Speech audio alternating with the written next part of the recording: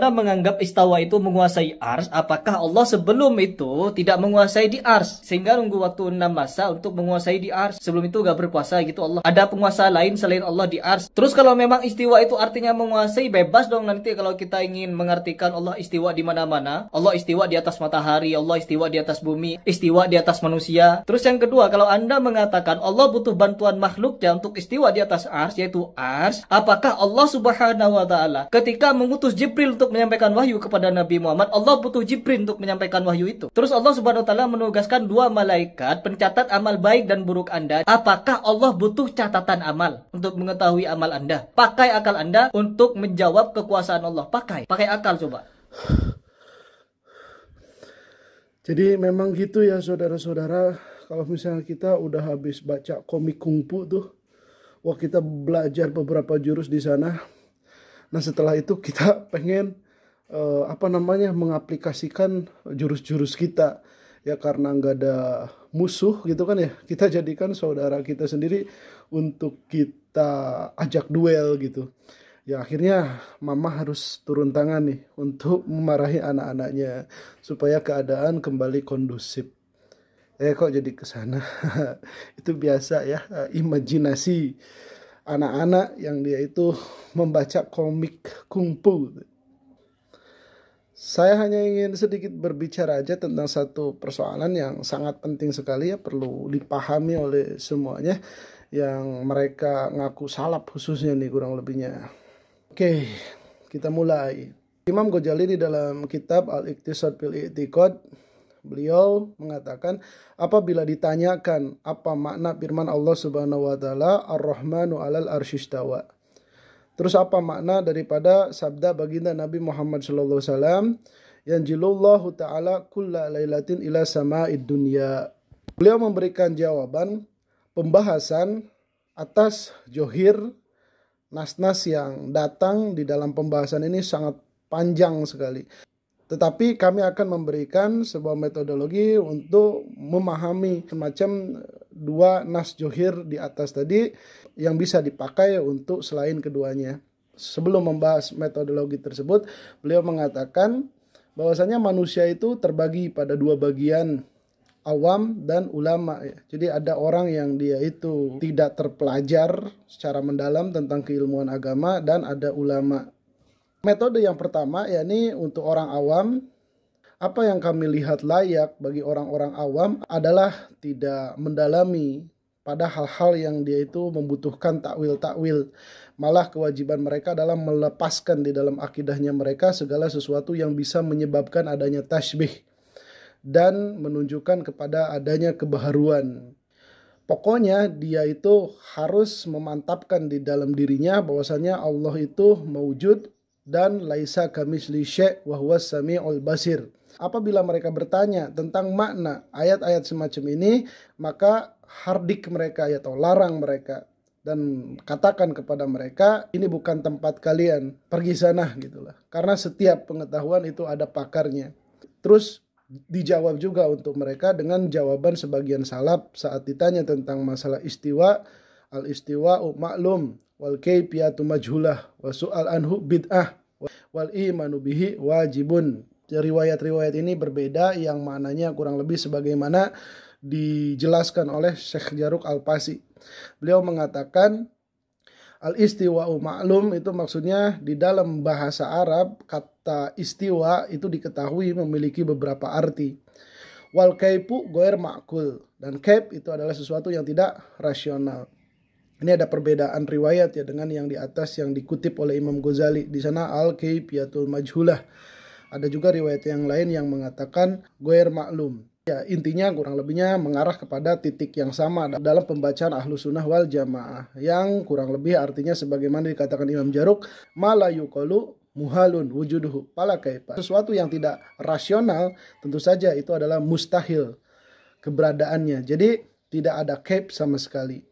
Wal imanu bihi wajibun, dan iman kepadanya itu wajib. Kenapa wajib? Karena ayat-ayat dan hadis semacam itu sampai kepada kita secara qat'i. Wa su'al anhu bid'ah, dan bertanya tentang hal tersebut itu hukumnya bid'ah. Kenapa demikian? Ya karena itu termasuk belisik hal-hal yang dia itu kompleks atau muskil, dan mengikuti hal-hal yang sifatnya itu paradok, ya mutasyabih, yang bisa mengacaukan pikiran-pikiran orang yang sedang tenang dengan diangkatnya persoalan-persoalan semacam ini ke publik gitu. Maka di sini yang merasa dirinya awam dan dia tidak ingin keluar daripada manhajnya salaf di dalam persoalan-persoalan kayak gini, penting bagi dia untuk mengikuti metode yang diberikan oleh Imam Ghazali ini. Beliau menjabarkan lebih lanjut di dalam Iljamul Awam fi Ilmil Kalam. Kurang lebihnya secara tafsilnya ada 7 hal yang harus diikuti oleh mereka awam yang dia itu mengaku manhaj salaf dan dia tetap ingin konsisten di dalam manhaj salaf. Mana 7 perkara tersebut? Yaitu ketika seseorang awam dia itu menerima hadis-hadis yang dia itu mutasyabih, ayat-ayat yang mutasyabih, maka dia pertama harus apa? Takdis, kemudian tasdik, kemudian i'tirafu bil anji, kemudian sukut, kemudian imsak, kemudian kaf, kemudian taslim li ahlihi. Maksud daripada takdis, mensucikan, maksudnya adalah benar-benar membersihkan Allah Subhanahu wa Ta'ala dari hal-hal yang dia itu bersifat jisim dan yang berkaitan dengan jisim. Terus yang kedua adalah tasdik. Maksudnya iman kepada Allah Subhanahu wa Ta'ala, bahwasanya apa yang dituturkan oleh Allah itu adalah benar dan apa yang dinyatakannya adalah tepat, dan sesungguhnya Allah itu adalah yang hak, yang benar dari segala aspek dari apa yang Allah katakan dan Allah kehendaki. Terus berikutnya adalah al-i'tiraf bil aji, mengakui akan kelemahan kita, yaitu mengakui bahwasannya mengetahui maksudnya Allah Subhanahu wa Ta'ala itu bukan merupakan kapasitasnya, dan hal tersebut bukan juga merupakan urusannya atau profesionalitasnya. Kemudian as-sukut, yaitu harus diam. Ia tidak boleh bertanya tentang maknanya, tidak boleh mendalami, dan dia harus mengetahui bahwasannya bertanya tentang semacam itu adalah bid'ah. Dan apabila dia masuk ke dalam persoalan tersebut, dia berada di dalam bahaya yang serius tentang keagamaannya. Dan dikhawatirkan bagi dia terjadinya kufur apabila dia itu masuk terhadap persoalan ini dari arah yang dia itu tidak menyadari. Terus berikutnya adalah imsak. Maksudnya imsak itu dia menahan diri dengan cara tidak berusaha pada kata-kata tersebut diotak-atik atau diganti dengan bahasa yang lain. Gak boleh diterjemahkan, menambahkan, mengurangi, yaitu mengumpulkan dengan kata-kata yang lainnya atau memisahkan secara tersendiri. Bahkan ya tidak boleh dia itu dikatakan terkecuali dengan lafaz aslinya, dengan cara bagaimana dia datang, terus i'rab dan tasrif serta sigotnya. Lalu berikutnya adalah kaf, yaitu menahan batinnya dari melakukan pencarian dan merenungkannya. Dan yang terakhir adalah menyerahkan kepada ahlinya. Maksudnya di sini si orang awam yang dia itu merasa kesulitan di dalam persoalan-persoalan ini tidak meyakini meskipun itu sulit bagi dirinya, itu sulit juga bagi Rasulullah SAW atau para nabi atau orang-orang siddiqin atau para aulia. Nah, kurang lebih 7 hal tersebut yang harus dipegang bagi orang-orang yang merasa dirinya awam. Dan perlu dicatat, yang dimaksud awam di sini menurut Imam Ghazali yang dikatakan juga di dalam Iljamul Awam tadi, yang disangka itu kitab menyebabkan Imam Ghazali tobat, ya padahal bukan, ya Imam Ghazali itu hanya menceritakan di dalam kitab tersebut, yaitu metodologi yang pantas untuk orang awam agar dia menghindari ilmu kalam. Bukan Imam Ghazalinya dia itu berhenti dari ilmu kalam, tidak seperti itu. Justru Imam Ghazali tetap dia menggunakan metodologi ilmu kalam untuk dirinya sendiri. Yang Imam Ghazali arahkan di dalam kitab Iljamul Awam ya untuk awam-awam ini supaya dibungkam mulutnya agar mereka tidak berbicara tentang hal-hal yang bukan menjadi penguasaannya. Dan menariknya yang dimaksud awam oleh Imam Ghazali di sini ini ya termasuk para sastrawan, para ahli nahu, muhaddis, mufassir, dan ahli fikih yang mana mereka kurang bekal untuk membahas ayat-ayat mutasyabihat. Yang dimaksud dengan perbekalan di sini adalah tatajaman logika dan seterusnya lah, kurang lebihnya semacam itu. Oleh karena itu Imam Ghazali melanjutkan, karena akalnya awam, dia itu tidak terlalu lapang untuk bisa memahami hal-hal yang sifatnya itu metafisik. Tidak juga mereka itu menguasai bahasa-bahasa yang mencukupkan akal dirinya untuk memahami kelonggaran bahasa Arab di dalam istiarah, maksudnya kata-kata kiasan.